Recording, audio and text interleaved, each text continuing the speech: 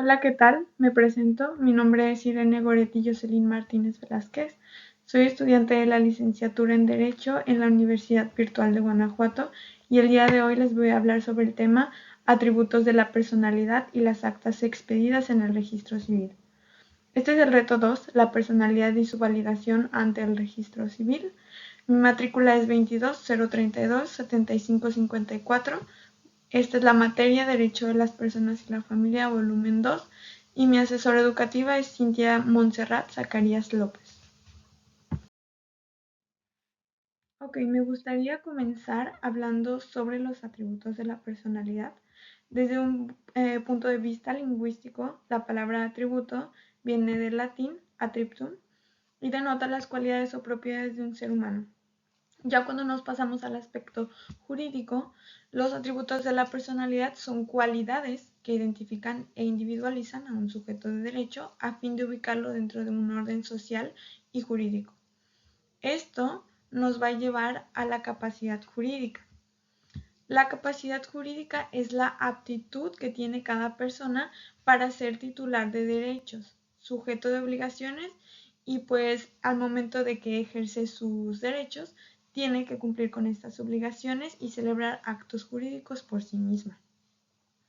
También la capacidad jurídica nos da capacidad de goce, es decir, como ya lo mencioné, ser titular de derecho y sujeto de obligaciones, así como la capacidad de ejercicio. Esta también la conocemos como capacidad negocial y pues se puede definir como la aptitud para ser el titular de derecho.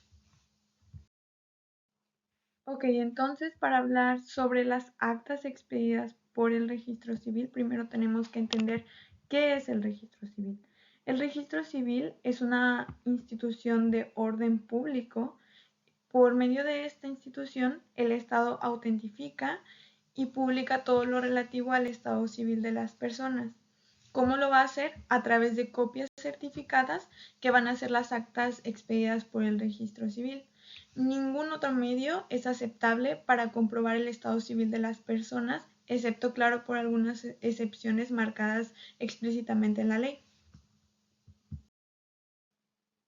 Perfecto, ahora que conocemos qué son los atributos de la personalidad y qué son las actas expedidas por el registro civil, así como qué es el registro civil, me gustaría hablar un poco más sobre los atributos de la personalidad, específicamente sobre estos 4 atributos. Tenemos aquí el nombre, domicilio, estado civil y capacidad. Primeramente, el nombre es el atributo de la personalidad por excelencia.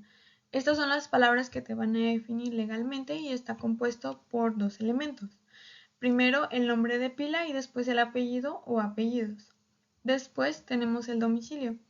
El domicilio, según el artículo 59 del Código Civil, se define como aquella residencia acompañada o real o presuntivamente del ánimo de permanecer en ella.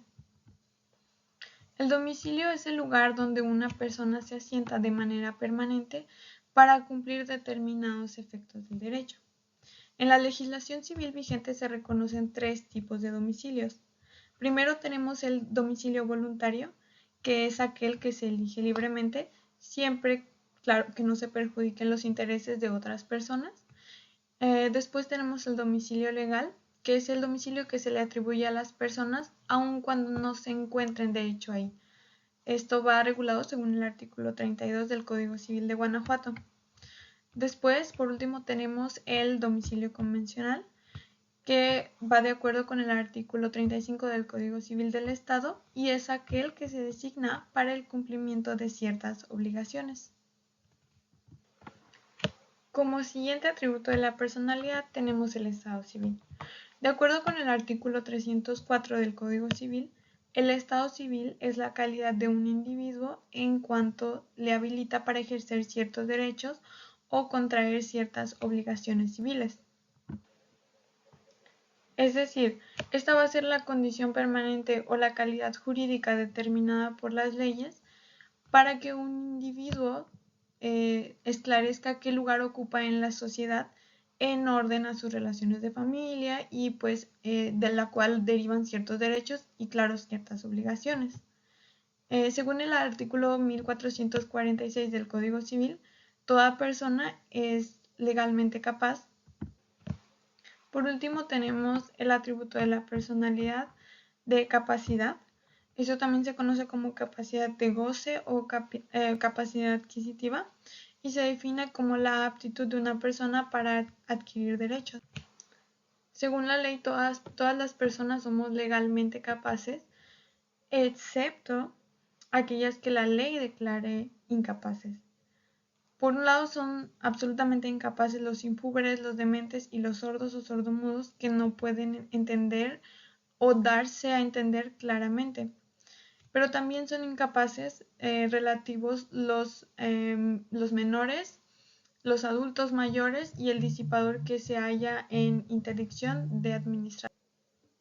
Tal es el caso de personas mayores que tienen una enfermedad que les impide tener las facultades suficientes para administrar sus bienes o su patrimonio. Y existen también otros tipos de incapacidades particulares que pueden ser prohibiciones de la ley por haber ejecutado algún acto ilegal. Otro ejemplo también es la compraventa entre cónyuges. Ahora bien, aquí presento algunas actas expedidas por el registro civil en las que se contienen algunos atributos de la personalidad. Primeramente tenemos las actas de nacimiento, que incluyen el nombre y el estado civil. Las actas de nacimiento prácticamente registran el nombre de una persona al nacer y esto se efectúa por medio del registro civil cuando sus padres acuden al registro civil a registrar a su hijo, eligen su nombre y los respectivos apellidos. Y con respecto al estado civil, obviamente no se puede poner el estado civil del bebé, pero necesitan poner el estado civil tanto de la madre como del padre, así como de los testigos. Después tenemos las actas de matrimonio, que igualmente requiere el nombre o nombres de las dos personas que están contrayendo matrimonio, sus domicilios, sus residencias y pues el lugar donde van a residir juntos, así como su estado civil. Después tenemos las actas de defunción. Esta incluye el nombre del difunto, el domicilio donde se encontraba viviendo al momento de fallecer, y esta parte es muy importante. Este es un claro ejemplo de esto porque a partir del domicilio donde estuvo viviendo el difunto es de ahí donde parten sus bienes para la herencia y claro su estado civil. Y por último tenemos las actas de divorcio, que igual incluyen nombre y domicilio dentro de esta acta.